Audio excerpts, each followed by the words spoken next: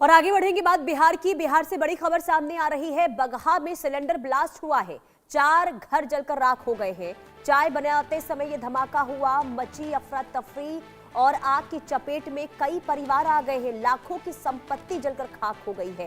ये बहुत बड़ा हादसा हुआ है बिहार के बगहा जिले में रामनगर क्षेत्र से।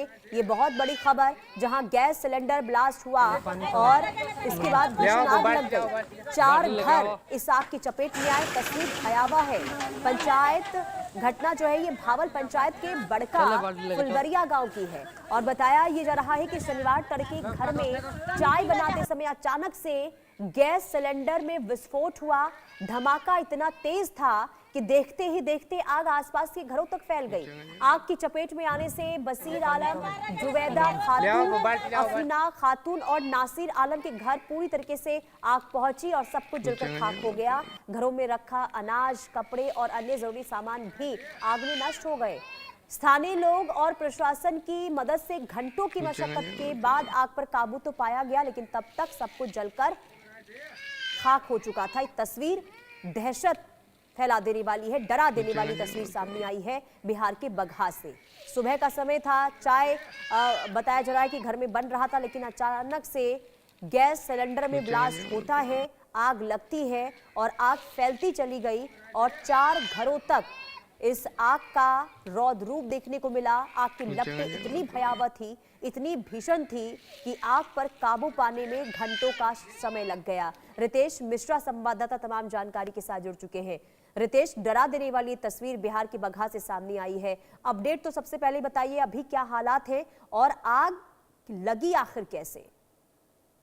बिल्कुल, अभी अपडेट मैं आपको बता दूं तो अभी रेस्क्यू ऑपरेशन चलाया जा रहा है और जो जो भी नुकसान हुआ है उसका आकलन किया जा रहा है। और जो अब तो सारे के आप देखिए कि घर उनके तबाह हो चुके हैं, बर्बाद हो चुके हैं, तो उनके लिए व्यवस्था की जा रही है। राहत की बात इसमें ये रही कि किसी की जान नहीं गई और कोई गंभीर रूप से इसमें जख्मी नहीं हुआ। सुबह की आज ये घटना है जब चाय बनाने के लिए घर की महिलाएं उठी और नॉर्मल कोर्स में वो सुबह सुबह चाय बना रही थी।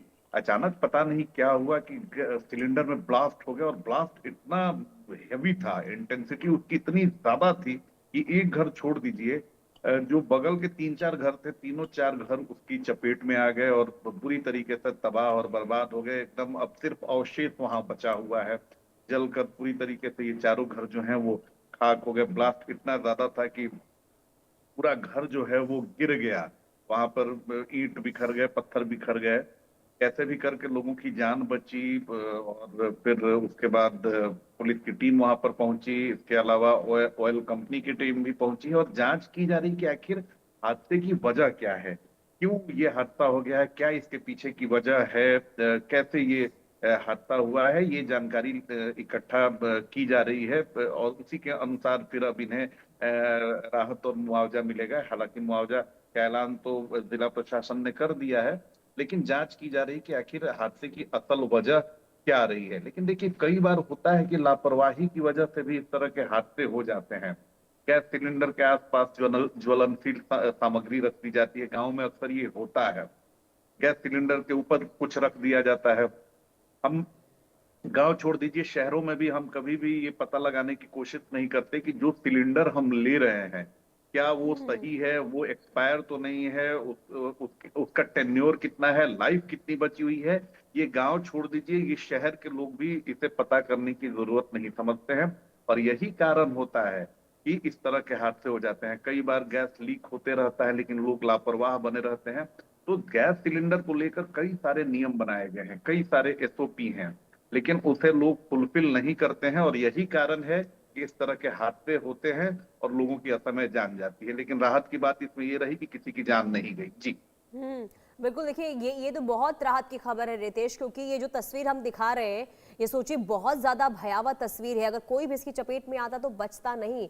लेकिन जैसा आपने कहा कि लापरवाही जिस तरीके से लोगों की देखने को मिलती है, जिसका नतीजा ये निकलकर सामने आता है। लेकिन अभी क्या शुरुआती दौर में जब जांच पड़ताल हुई है, अभी गैस लीक एक वजह सामने आ रही है या फिर जो आपने कहा कि कई बार गैस के आसपास ज्वलनशील पदार्थ रख दिए जाते हैं, लापरवाही इस कदर होती है कि ये नतीजा निकलकर सामने आता है? क्या अब तक कोई भी वजह इस गैस सिलेंडर ब्लास्ट को लेकर सामने आ रही है?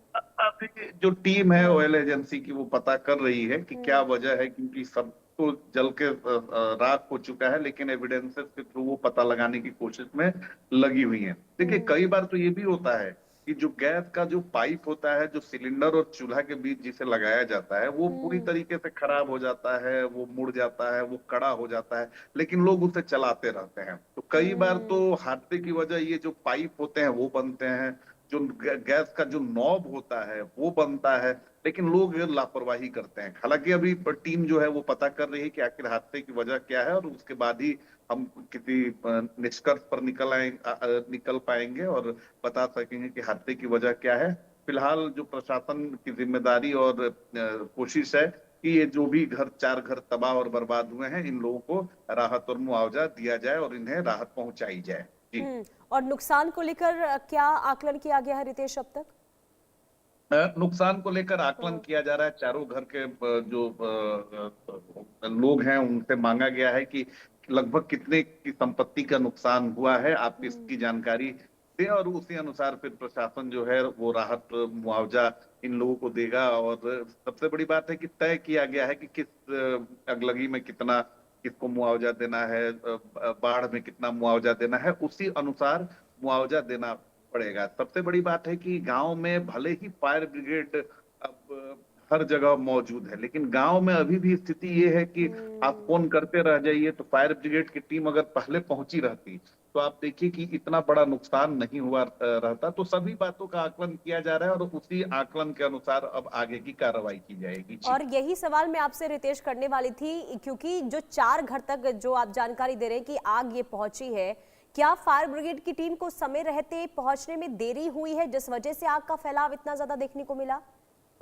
बिल्कुल देरी हुई है, तभी ये आग जो है ये 4 घरों तक पहुंच गई, उसके आगे जाने की कोशिश में थी। आप देखिए कि लोग जो है, जो के हाथ में है वो बाल्टी लेकर, वो डब्बा लेकर आग बुझा रहे हैं, लेकिन जो एलपीजी सिलेंडर से जो ब्लास्ट होता है उसकी इंटेंसिटी इतनी ज्यादा होती है कि आप नॉर्मल पानी से उस आग को नहीं बुझा सकते हैं। आप थक जाएंगे लेकिन आग नहीं बुझेगी।